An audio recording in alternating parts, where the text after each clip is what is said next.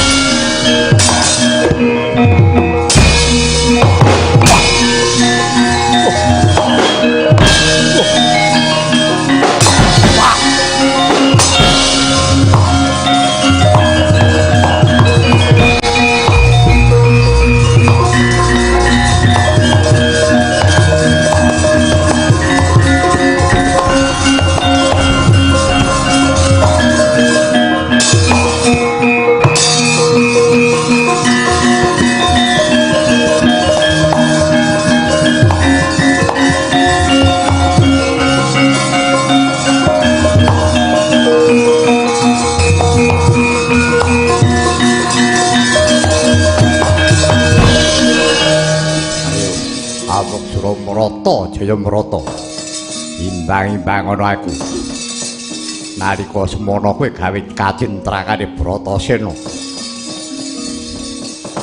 dina iki ayo tibaning piwalesku.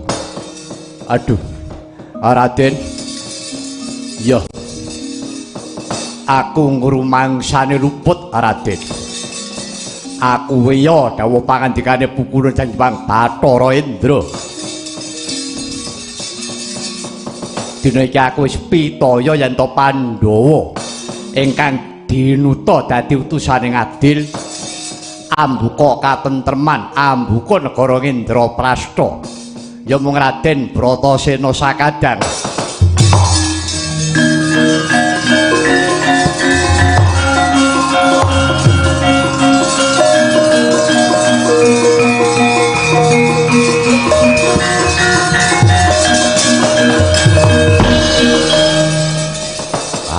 Piye Danduncana Raden?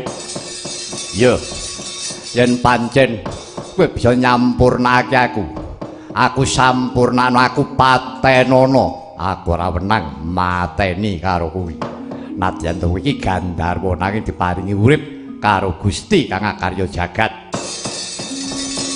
Yen pancen wis rumangsane marang kleruning tumindakmu ya wis ora dadi ngopo. Ya Raden, nek kowe ngarep aku wis matur yen to pancen aku weya ing janji tegese nyelaki dawuh pangandikane Pukulun Janjang Bathara Indra mula aku ya kuweleh. Dina iki Raden, aku wis pitaya yen to Raden Bratasena kuwi mau satriya ingkang jujur to jejeg duweni kadigdayan duweni jiwa kasatriyan tegese wong bakalan entuk kanugrahan negara kuwi mau ora mung tenguk-tenguk nemu kethuk nglungguhi klasa melar nanging kudu ditohi nganggo jiwa raga ya kaya si Bratasena iki. Mula dina iki mangsa Budhawa Raden, dina iki kasatriyan kuwi Jodhipati ibarate wis mbok bedah dadi kewajibanmu. Aku nitipake isen-isene Jodhipati kabeh tak pasrahke karo Raden Bratasena.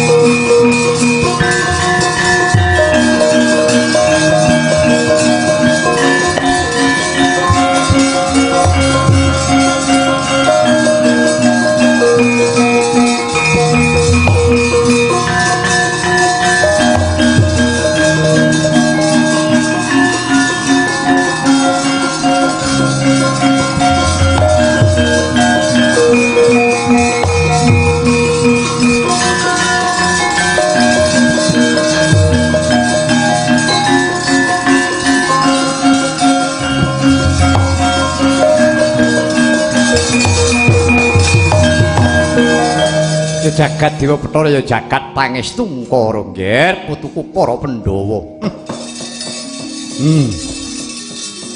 Semono jiwa kasatriyanmu. Jiwa kasatriyan wis mbok sandang, mbok lambari kawicaksanan sarta katresnan. Ketitik kabeh para Pandhawa bisa nelukake kelawan para Gandharwa kanthi asih tresna ingkang wekasane kabeh para Gandharwa bali marang alame dhewe-dhewe. Syukur Ngger, syukur. Bratasena piye? Gunung ngadoni wong Jodipati. Berkah pangestumu Yang Maswapati. Jodipati bedah malah pasrahke karo aku. Ya syukur mangayu bagya. Nah, saiki Ngger Puntadewa, dina iki tetepa jeneng sira ingkang jumeneng Narendra ana negara Indraprastha. Nggih. Menawi keparingipun Kanjeng Hyang mekaten, kula namung ngestaken dawuh. Kanjeng Hyang, iya ya Ngger, semoga ibumu melu bungah rasane atiku. Sawise jeneng sira wis nyaguhi jumeneng dadi ratu. Nggih. Nah, sawise mengkono sira kulup arep ngagem busana cara kepiye? Sadurunge tak kepiyakake. Ngagem makutha kencana ngagem praba, apa ngagem tropong kencana kaya pun kaki ngagem praba sak karepmu. Kanjeng Hyang piye ingkang dipun wastani Narendra menika busananipun menapa darmanipun? Lah ya mesti wah piye ti angel men nggonku mangsul iki ya. Ya mestine darmane nggih darmane. Menawi Narendra kedah ngagem busana ingkang endah edi. Kirang menapa Kakang Prabu Kurupati Narendra ngastina busananipun ingkang sarwa ginelar abyor nanging nyatanipun kados pundi? Mboten saged nindakaken darmaning Kanarendran. Mula saking menika ya kula badhe netepi ngagem busana menapa ingkang wonten. Teksi sampun kula ngaten kemawon. Nglestantunaken kula ngagem gelung keling. Kusik to. Mengko dhisik. Kok dadi sira netepake nganggo gelung keling. Kok nggonmu ngantepi kok nglair batin. Kuwi dasarmu apa? Ya kauningarna. Gelung keling menika rumiyin ingkang paring gelung menika Kanjeng Ibu Dewi Kunti. Menawi kula ngagem busana Kanarendran ngagem makutha menapa tropong purun boten purun. Gelung menika kedah kula lukari, kula ajrih jalaran menika peparingipun Kanjeng Ibu, tetengeripun Kanjeng Ibu dumateng kula iki katresnanipun Ibu dumateng putra ngengeti bilih kula menika sampun boten anggadhahi Kanjeng Rama. Milanipun ingkang kula estakaken nggih dawuh pangandikanipun Kanjeng Ibu. Wela dalah. Puntadewa malah ngondhok-ondhok rasane atiku. Ya wis, Ger, nek pancen wis tak pasrahake sak wutuhe kelawan jeneng Sira Kulup. Pareng nganggo busana cara kepiye? Iya, dinten menika kula tetepaken, kula tetep ngagem gelung keling. Lan menika busana ingkang ngetingalaken kaendahan badhe kula rucat. Inggih menika gelang ngrangan menika inggih badhe kula rucat. Ingkang kula tulat inggih menika rikala semanten. Narendra ingkang ngrenggani Ngendraprasta menika pun Yudhistira. Menika sinaosa mboten ngagem eden-eden nanging ketingal wibawa. Oh, ngono ya wis. Tak pasrahke marang putraku.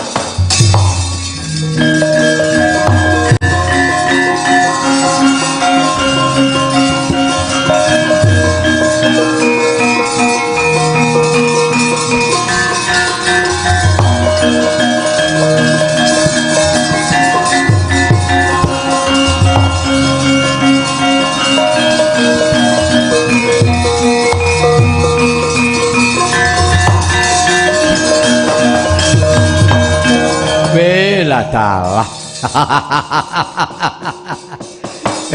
Kaya pantes kaya trep. Ratu lugu-lugas ora nganggo eden-eden iki kok ketok wibawa. Ya, ya. Ya, yen to pancen mengkono nggih dene iki tak tetepake. Nata Ngamarta ya nata Ngendraprasta Prabu Sri Puntadewa.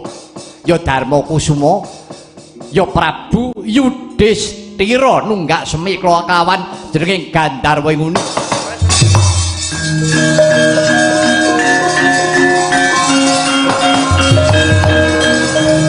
Lah, areh ning sira wis jumeneng ratu kudu ana wrangkane lan patihe. Sak karepmu, Nggih. Sapa sing mbok pilih? Nggih. Kanjeng Hyang areh ning rikala semanten kula sampun kalajeng. Nggih menika gandeng arenteng kalian pun Tambak Ganggeng. Lho. Tambak Ganggeng sing rikala semana urip ana jroning Telaga Dwitawana kuwi. Inggih. Sing biyen lumut kuwi inggih. Ageng labo-labetipun kalian kula. Mila kula tetepaken Tambak Ganggeng ingkang minangka dados pepatihipun. Oh, ngono. Inggih Hyang. Tambak Ganggeng wonten dawuh sinten. Dene iki malah sira tinetepake jumeneng dadi pepatih. Patih Ngendraprasta, Patih Sri Puntadewa, Patih Tambak Ganggeng. Kajawi saking menika Kanjeng Hyang menika senopati kula wonten 3. Inggih menika pun Andakawana, Andaka Semeru miwah Andaka Sumilir. Ingkang rikala semanten wujuding Andaka inggih banteng ingkang badhe dipun pejahi Yayi Bratasena nanging kula ingkang mambengi.